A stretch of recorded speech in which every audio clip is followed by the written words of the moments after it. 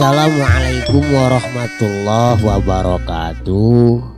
Bismillah, alhamdulillah, wa syukrulillah, wassalatu wassalamu ala rasulillah. La haula wa la quwata illa billah. Aturan dulur barani wilujeng patepung dangu patepang sora ngalangkungan jomantara dina acara anu maneuh nyaeta dongeng Sunda nu disiarkeun saban dinten di radio siaran pendidikan Barani. Dongeng anu digarap simkuring di radio Barani dina jejer harios Si Gobang, yasana Asep Gun Majalaya. Atuh dulur Barani sadayana sataacan Kang Yus ngalajengkeun carios dongengna bawi raos tunda siapunten ya tina sanes-santen kehilapan kakiranganana imati pangarang imati Kang Yusnya mudah-mudahan katampi wae kalayan kabingahan atuh supados nyangkolong kana waktos sementawis ngintunana dikumkeun heula mangga geura tatan-tatan siapkeun lalawuhna siapkeun koplaina ududna hahaha kabarayun sadayana der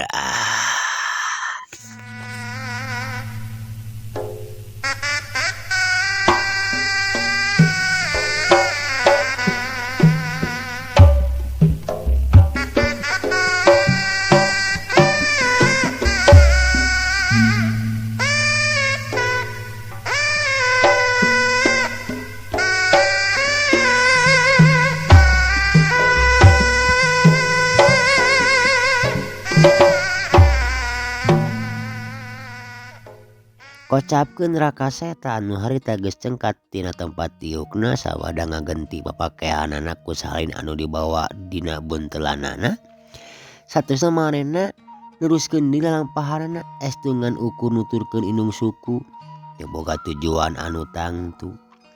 Jadi waktu harita Mang Samid deket ka manehna teh Raka Seta teu nyangkaeun yen eta jalma anu tiluan teh nyatana Mang Samid anu keur neangan manehna. Atuh dina lumampahna ge pajauh-jauh Raka Seta ka kidul Mang Samid jeung dua urang tatanggana ka kaler. Wanci pecat sawed Raka Seta geus aya di satengahing pilemuran. Ting lembur naon ngaranna mah anu jelasna eta lembur teh Kawilang Gede. Imah-imahna oge gegek henteu ancal-ancalan jiga di lembur-lembur nu aya di pasisian. Harita Raka Seta leureuh di hiji garduh ronda.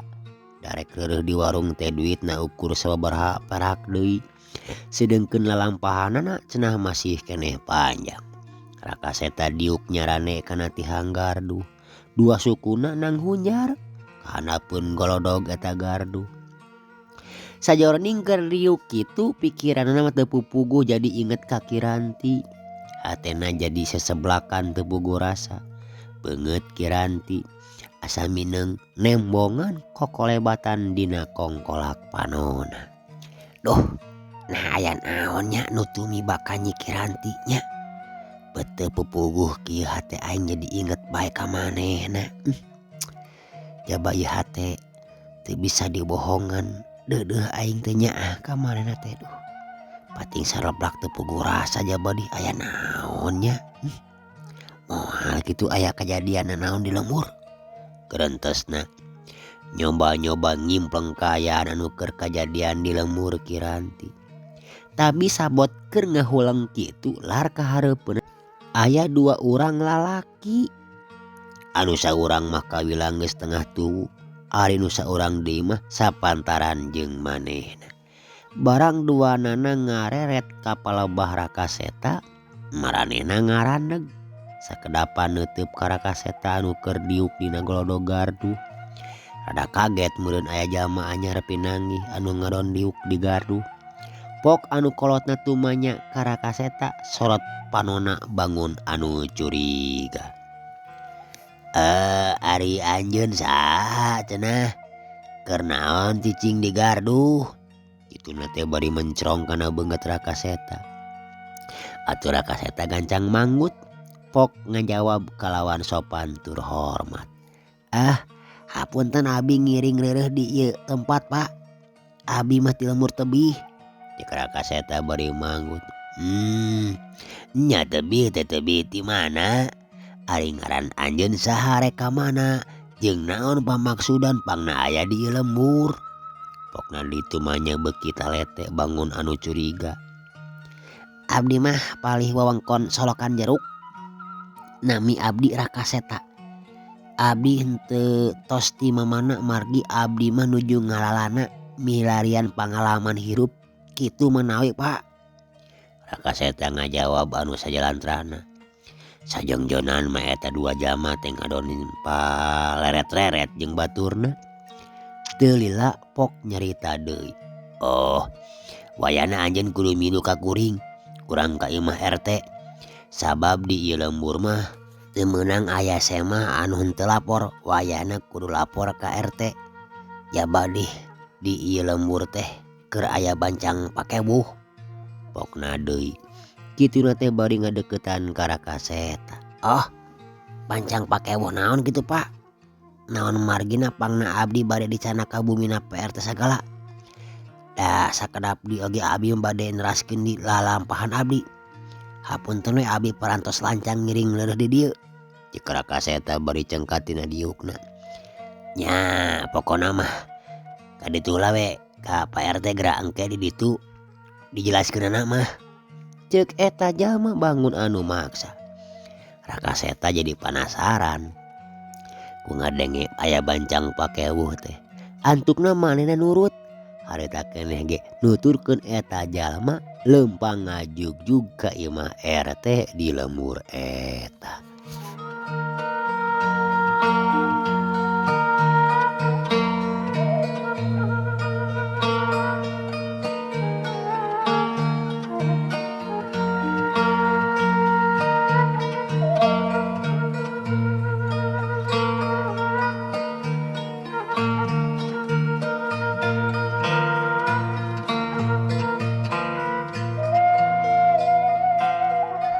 Dulur barani nu saati kanca dangu nu satuhu baraya nu satia. Teu lila oge Rakaseta geus anyog ka hareupeun hiji imah anu lumayan weweg tur lega. Tapi ti iseunaker karasana teh. Pok jalma anu kolot tadi teh uluk salam bari keketrok kana panto.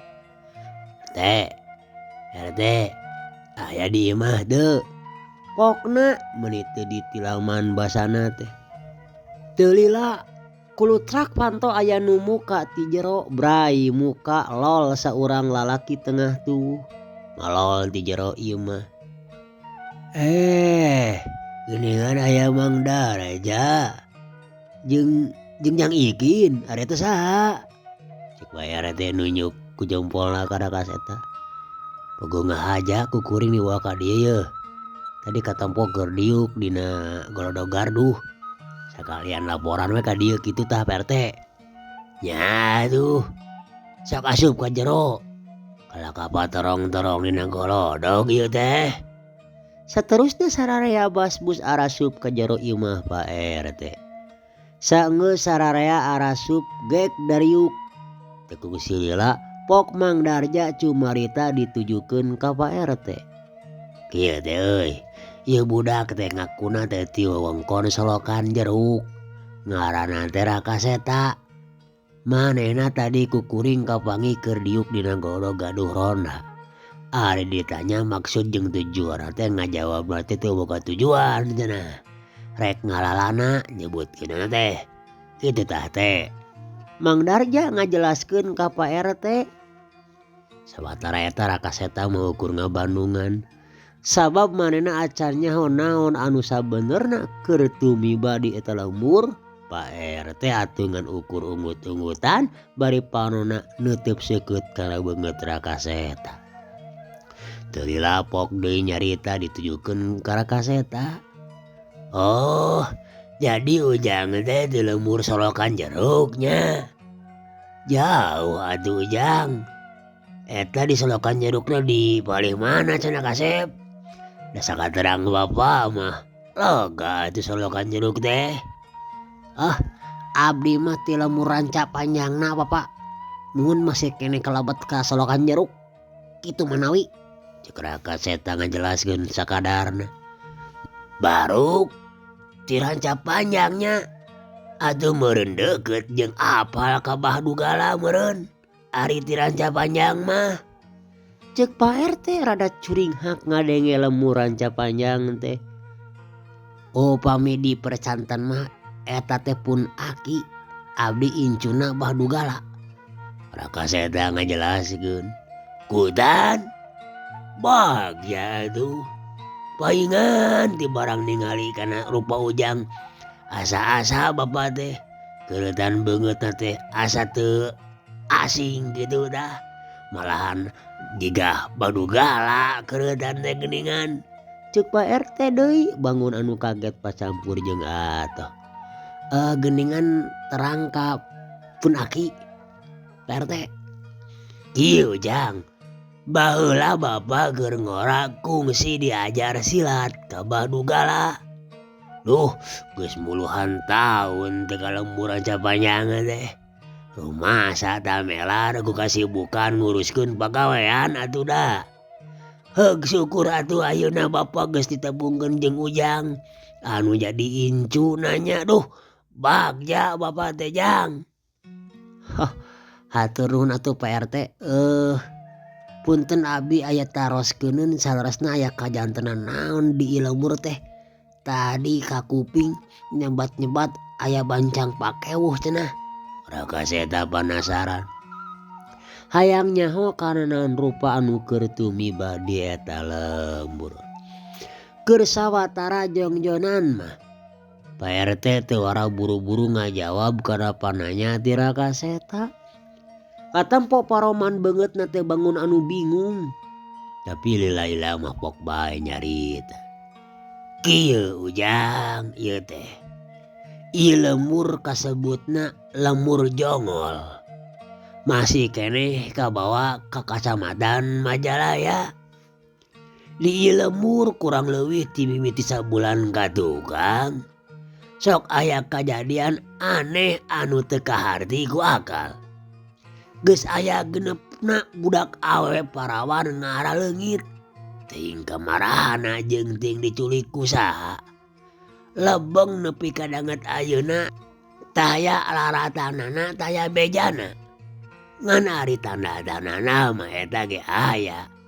Lamun ka ieu lembur aya jalma anu teu wawuh anu malang malungmung geus pasti peutingna bakal aya budak parawan anu leungit ti imahna. Tapi sanajan kitu Bapak oge lain ngandung harti nuduh ka Ujang atawa curiga ka Ujang lain daripada Ujang jalma anyar pinanggi. Komo ayeuna Bapak geus nyaho yen Ujang teh incuna Bahdugala. Kitu teh Jang. Hampura lamun tadi Mang Darja jeung Jang Iki rada kurang sopan jeung semu curiga ka Ujang. Da kitu kaayaan ieu lembur teh. Ceuk Pak RT ngadadarkeun naon rupa anu kiwari keur tumiba ka wargana. Nyatana geuningan saperti dicatekeun tadi ieu teh ayana di lembur jonggol. Oh, janten kitu kajantenanana Pak. Teras biasana sok wayah kumaha sareng dinten naon wae eta kajantenanana murang kalih aya nu ngiwat teh. Sarengna deui naha parantos yakin eta murang kalih nu teu araya teh aya nu ngiwat atawa nepi nu nyulikna. Raka Seta jadi penasaran. Nya ari yakin jeung teu yakin mah Bapak oge sabenerna mah ngarasa bingung. Sabab memang daya bukti jeung daya anu kungsi manggihan deui. Ngan lamun eueuh nu nyulik terus kamarana atuh eta budak awewe teh arenitna nya. Jaba ngeunaan eta nya jalma anu sok aya nglampreng ka lembur teh nya saha sabenerna atuh maranehna teh. Nah aya hubungan atawa henteu jeung leungitna budak-budak awewe teh kitu ta Ujang. Jamal Pak RT. Kawas nu menta bong-bolongan nyaritana kitu teh ka Rakaseta. Rakaseta oge jadi ngahuleng ngadenge keterangan sarupa kitu ti Pak RT mah. Bener-bener aya anu teu beres mun kitu mah cenah di ieu lembur teh. Tangtuna diperlukeun pamikiran anu matak muntir kana otakna. Pikeun ngabukakeun lalangse nu nutupan kana sagala rupa kaanehan disatukangeun eta kajadian. Tah kitu cenah Jang geuningan saur Pak RT oge nya. Mang Darja milu nimrung. Aduh pamikir mah atuh rada rumit oge nya ieu kajantenan teh. Eta manawi atuh Bapak nya maksad teh tarekah naon anu tos dilakukeun ku Pak RT sareng para warga sadayana ngeunaan ieu persoalan. Rakaseta ngareret ka Pak RT. Nya ari tarekah mah geus sagala dijalankeun Ujang. Ti mimiti maluruh ka unggal tempat ka unggal lembur-lembur susuganan wae eta barudak teh aya atanapi keur nyaba gitu di lembur. Jabati kitu oge unggal jalma pinter ge geus dipapai susuganan bisa ngimplong di marana ayana. Dug tepi kadanget ayeuna can aya laratan taya hasilna. Bapak oge karasa bingung anu teu mangih dungdung. Cara kumaha deui nu kudu ku Bapak jeung warga di dieu kudu dijalankeun. Cik atuh sugan Ujang bisa nulungan kana kararepet anu keur karanapan ku warga Bapak. Bapak percaya ka Ujang. Margi Ujang teh incuna Abah Dugala. Aya Abah Dugala teh geus pada apal. Lain jalma bolosrong. Elmuna munel ima lahirna ima batina manawi Ujang. Cuk Pak RT deui. Antukna mah jadi minang saraya ka Rakaseta supaya bisa mecahkeun eta masalah. Oh manawi kieu we atuh. Abdi sanes umaku pinter atanapi sakti da sami wae jalmi mah sadayana ge seueur kakirangan. Kalebet pun aki Abah Dugala. Margi teu aya nu sakti teu aya nu pinter mung cobian we tarekah. Da tugas jalmi mah mung sakadar narekahan. Diijabah sareng henteuna mah urang sangakeun we nya ka mantenna. Tah laras kitu Jang. Sok atuh bade nganggo cara kumaha tah Ujang. Memang ieu urang dieu ge sadayana ge geus lebeng. Oh nuhun Jang. Mang jeung sakabeh urang dieu ge pasti ngarojong lah ngabantos ka Ujang naon wae oge. Mang Darja oge milu mairan. Engke wengi abdi insyaallah bade ngadua nanada kanu maha kawasa supados dipaparin pituduh ngeunaan di marana ayana eta murangkalih istri anu genepan teh. Mung rupina abdi peryogi kamar anu khusus kitu tah Pak RT oge Bapak sateudeut teh. Padahar Jajang mun pajarja. Cuk Rakaseta ngendalkeun paniatanana. Atuh perkara eta mah gampil Ujang. Aya kamar mah di mah Bapak oge. Aya 2 kamar nu kosong teh tuh. Naon deui Jang anu diperyogikeun yeuh manawi aya di syarat. Cek Pak RT. Giakna keur ngadenge kasanggupan kitu ti Rakaseta teh. Teu kedah ayana naon di tos we. Tapi ketang upami aya mah abdi peryogi anggoan anu bersih sarung sareng amparanana. Aya Jang aya. Baju jeung celana oge aya weuteuh keneh malah mah. sajadahnya aya deh. Pokona mah aya nanaon ge. Anu saterusna mah dulur Barani.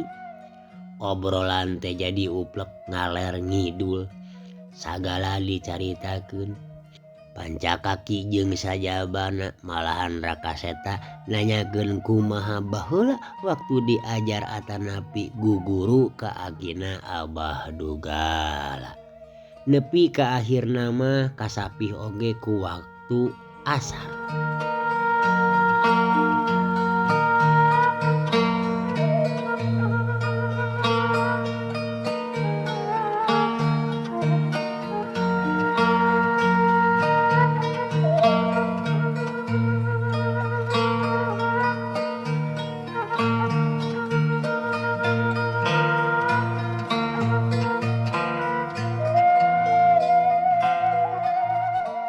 Dulur Barani nu saati kanca dangu nu satuhu baraya nu satia. Nirilikna jarum waktu muter ngulilingan angka muru menit morosekon jog anjog kana waktu peutingna. Kirawanci sareureuh kolot Rakaseta geus aya di hiji kamar. Sabadana tadi tas ngalaksanakeun salat Isya. Manehna terus zikir dibarengan ku tawasul. Kalayan dipungkas ku neneda kanu maha kawasa sangkan dibere pituduh ngeunaan kajadian anu ayeuna keur tumiba ka lemur jonggol. Di patangahan imah harita Pak RT jeung sababaraha urang tatanggana. Dariuk bari ngadagoan Rakaseta anu keur melekung meredih ka Hyang Agung.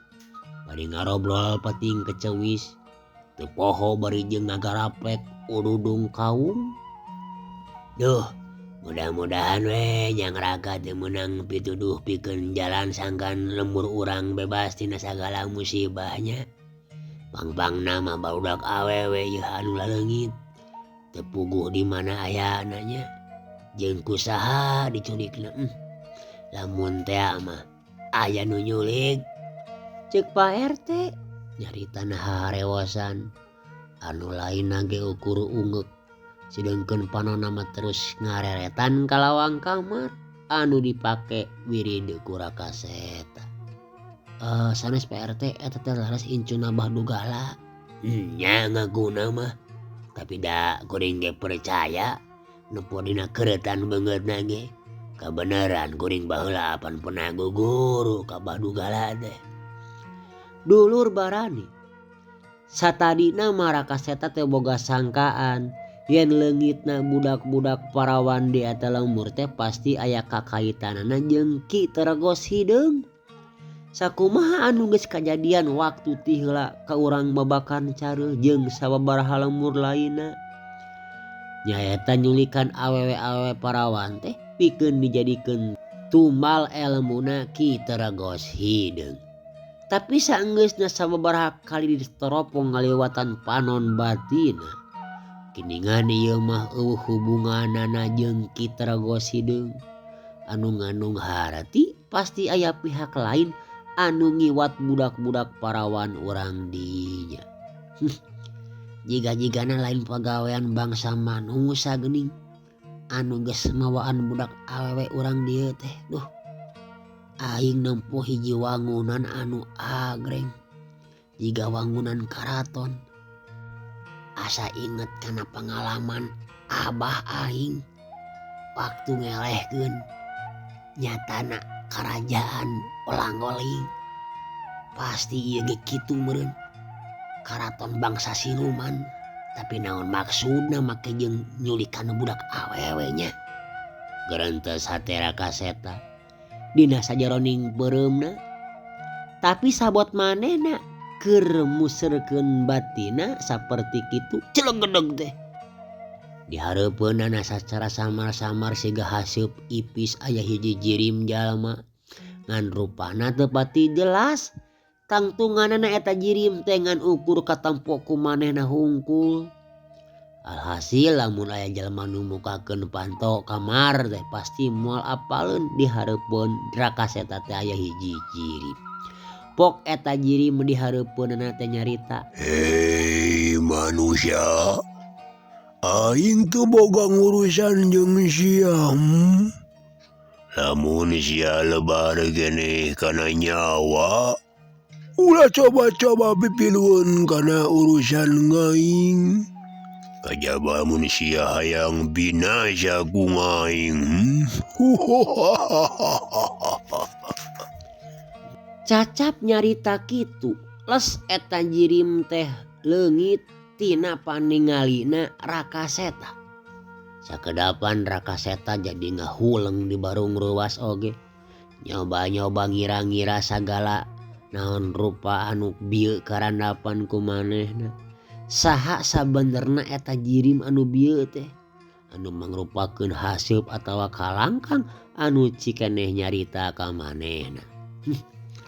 Aing beuki yakin mun kieu mah jirim anu bieu eta lain jirim jurig atawa siluman, tapi jirim hiji manusia. Tangtuna anu aya pakuat pakaitna kana kajadian di dieu. Jeung anu jelasna eta jalma teh lain jalma sambong brong. Pasti manusia anu linuhung ku ilmu pangaweruh. Da beda aing mah nalika pangi jeung bangsa siluman jeung manusia aing bisa ngabedakeun. Kirentesna deui. Saterusna Rakaseta cengkat tina diukna. Jung nangtung kojengka ngalengkah muru ka lawang kamar. Koloyong nyampeurkeun ka Pak RT jeung ka warga-warga nu aya di dinya. Anu harita keur dariuk di pertengahan. Barang mireungeun Rakaseta kaluar ti jero kamar teh, atuh salarea oge nareuteub seukeut kana beungeutna. Harayangeun nyaho ngeunaan pituduh jeung katerangan anu rek didadarkeun ku Rakaseta. Gek Rakaseta diuk pahareup-hareup jeung Pak RT. Di barung ku narik napas panjang pok Rakaseta teh nyarita. Pangapunten Pak RT. Rupina numutkeun paninggal atanapi pituduh anu katinggal ku batin abdi. Anu nyulikan murang kalih parawan teh sanes bangsa siluman atanapi jurig jeung sabangsana. Tapi tetela geuningan ku jalmi biasa. Mung nu janten hemeng diri abdi kanggo naon maksadna bet nyulikan murang kalih istri. Mung sanaos kitu ari disapengkeurna mah memang aya bangsa-bangsa siluman anu mana ngabantosan atanapi aya kaitanana jeung paniatan eta jalmi.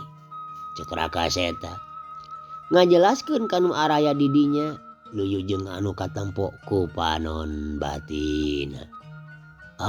Janten kumaha atuh murang kalina jang? Tanya Pak RT. Ngawakilan oge pananya jeung kapanasaran nu sajena. Insyaallah ku abdi bade diikhtiaran. Mugi bae abdi ditangtayungan ku Allah. Abdi seja sakuat tanagi bade nyalametkeun sadayana murang kalih anu ayeuna ilang di ilembur. Insyaallah pidoana bae Pak RT oge sadayana. Cek Rakaseta tandes. Dulur barani.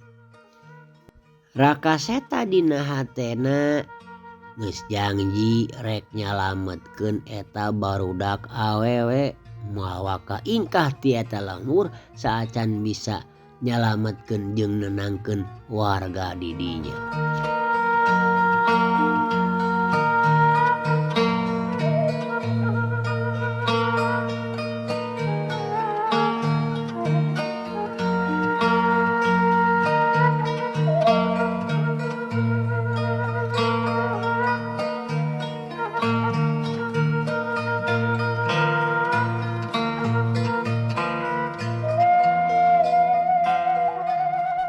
Dulur barani sadayana gancangna carita isukna kirawan Cipasosore harita si Gobang alias Rakaseta keur dariuk di tepasna imah Pak RT.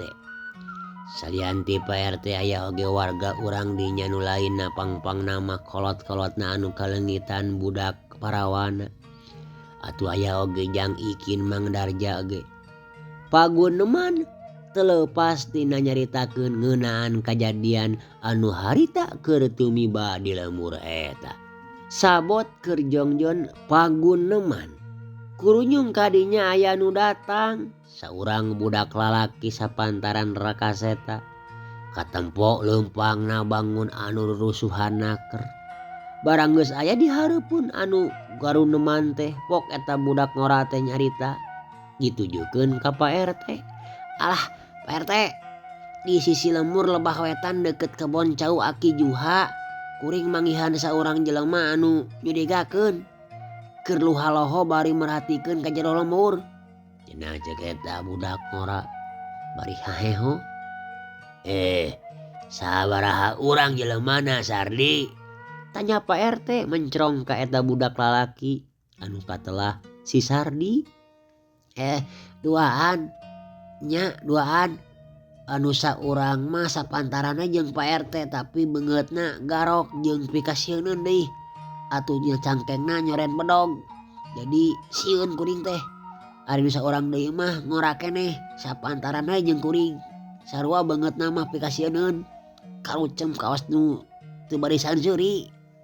Cek si Sardi deui. Make jeung nyebutkeun kawas teu bisa seuri sagala rupa.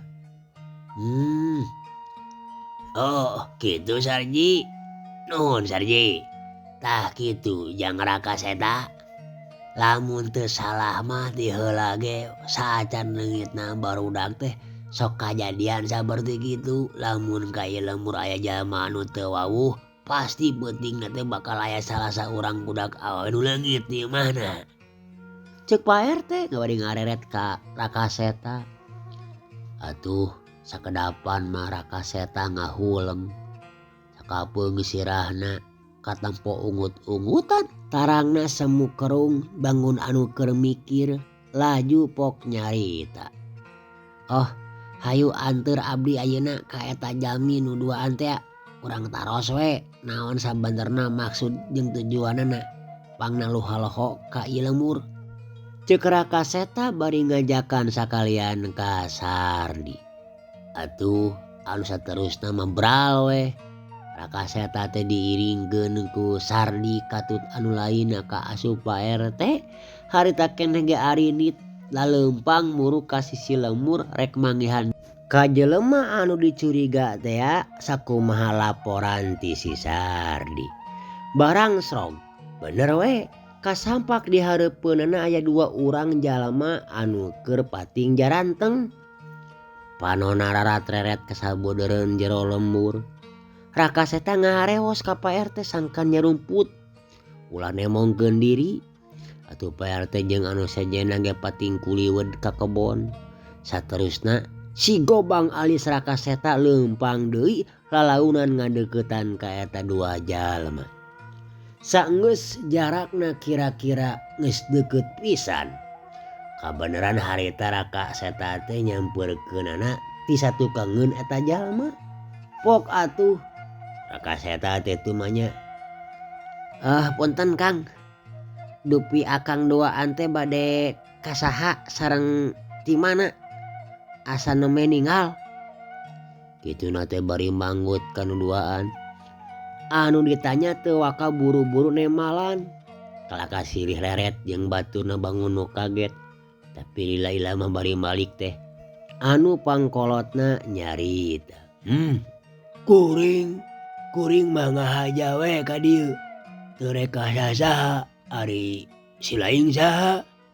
Jigana lain urang dieu geuning si laing mah. Pokna kalaka malik nanya. Jaba nyaritana teh tegeug jeung kasar deui. Rakaseta ukur seuli mesem. Pok nyarita. Nya memang kuring lain urang dieu tapi ayeuna kuring keur aya di dieu boga dulur di dieu. Jadi kuring boga hak pikeun tumanya ka saha wae jalma anyar pinanggih nu luhaloho ka ieu lemur. Sahubungan jeung aya kajadian anu ngeunaan leungitna budak awewe di ieu lemur.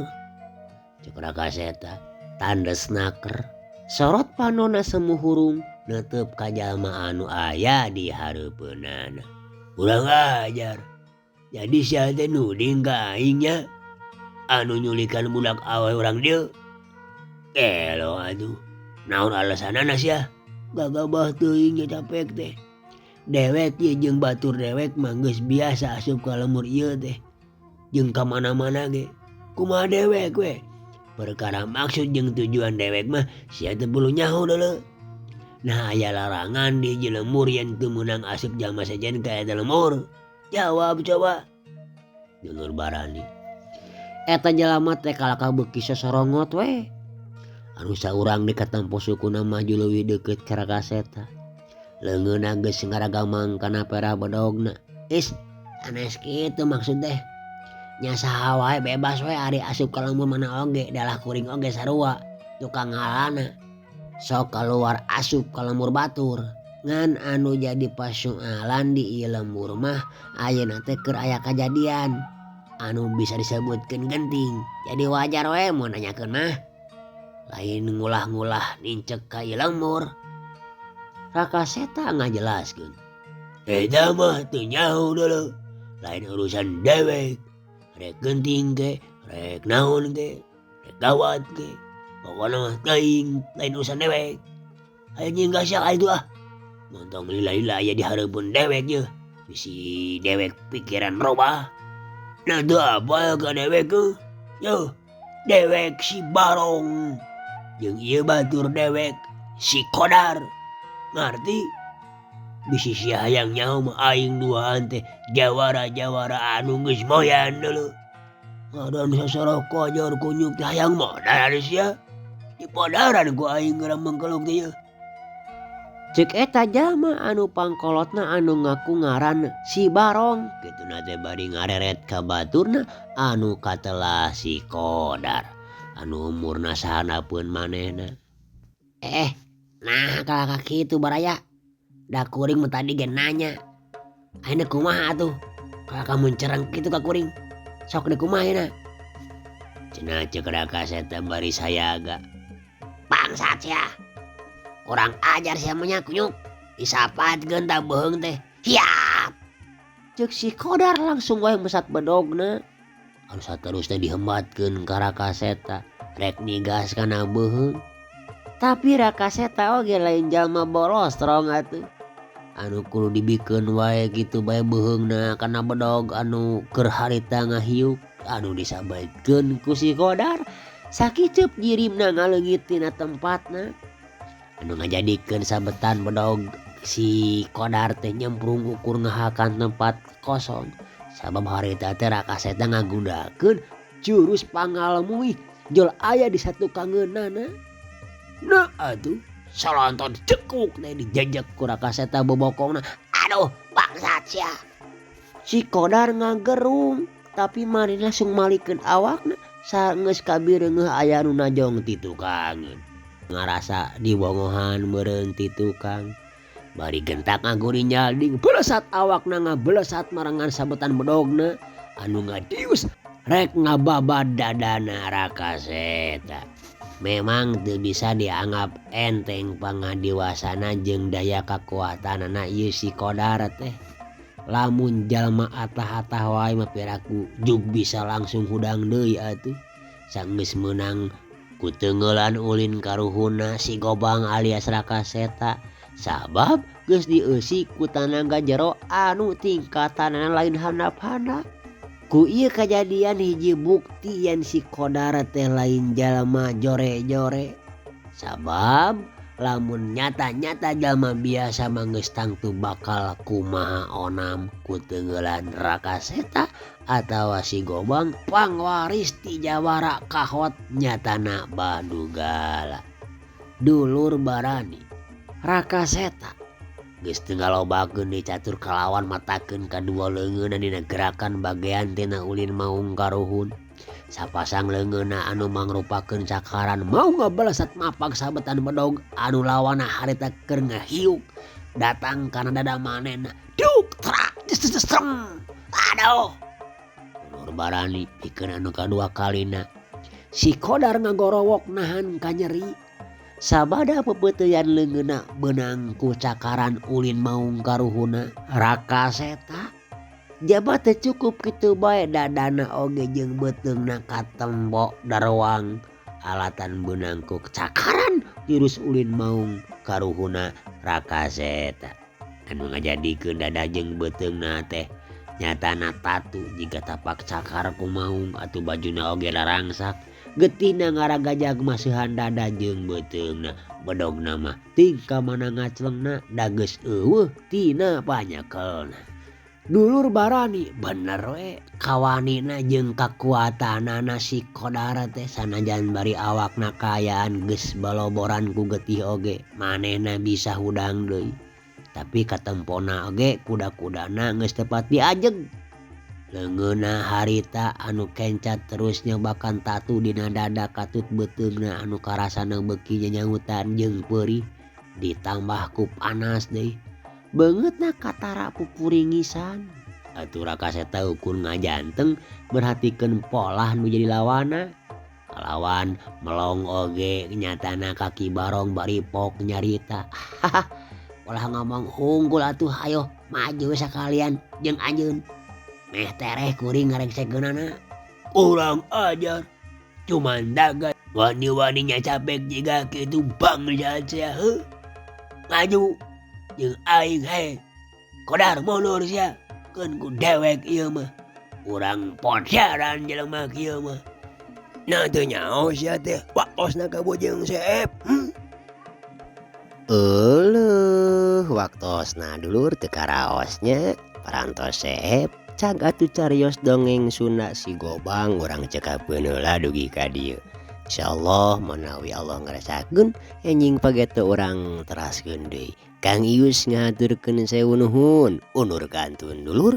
Wassalamualaikum warahmatullahi wabarakatuh. Permios.